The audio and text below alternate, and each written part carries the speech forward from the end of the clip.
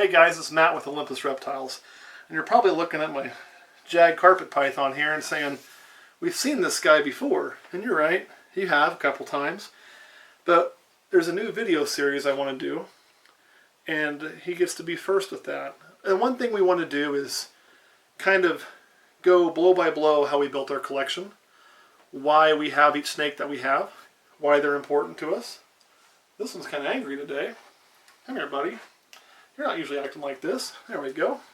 Why we chose that snake, if it has any special meaning, what it is. And Kronos was the first snake I got in my current collection when I got back into snakes. And so he gets to go first. And again, he is a carpet python. He is a jungle jag, which is what gives him this cool pattern.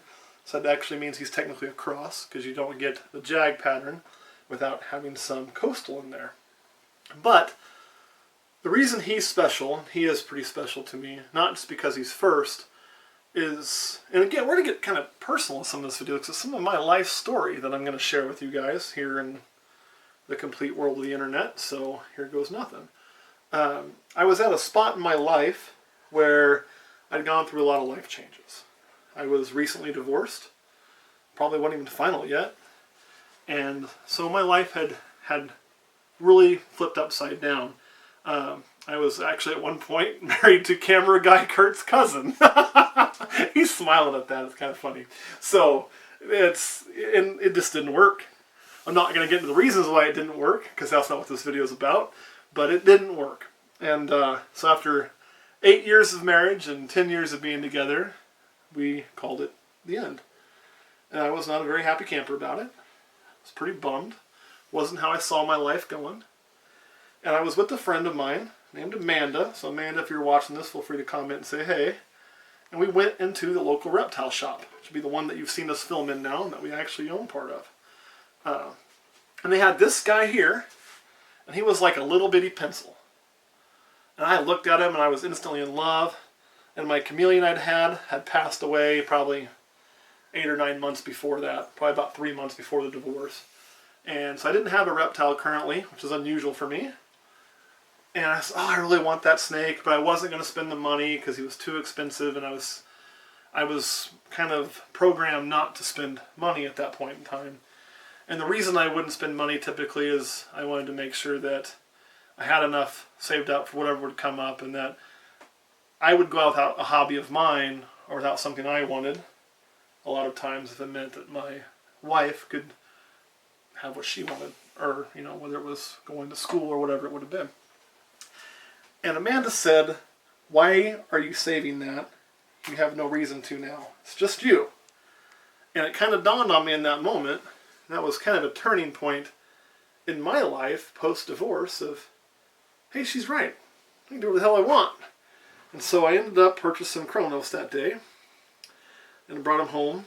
I've had him ever since. And, you know, having him then led into wanting another snake and wanting to breed and do all of these things. But I wouldn't have ever gotten to that spot had it not been for picking up this guy right here. I probably wouldn't have picked him up if Amanda hadn't kind of smacked me with a little bit of sense that day. So it was kind of a change in my world and in my thinking. And I'll tell you what, guys, I couldn't be happier in life than where my life is now. So it's worked out pretty well. You know, things have a habit of doing that if you keep grinding. So Kronos is kind of the linchpin. He kind of started it all.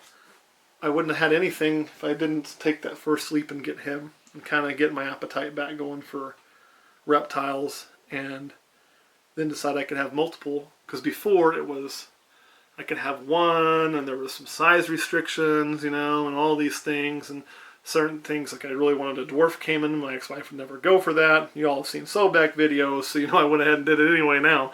And some of those type of things. So it made a huge difference going into that store, finding this, which was a snake I'd never seen before. I'd never seen a jungle jag carpet python, and taking him home. It changed the direction of where my life was headed in a very, very positive manner. So anyway, guys, that's kind of my story, and it's kind of Kronos' story.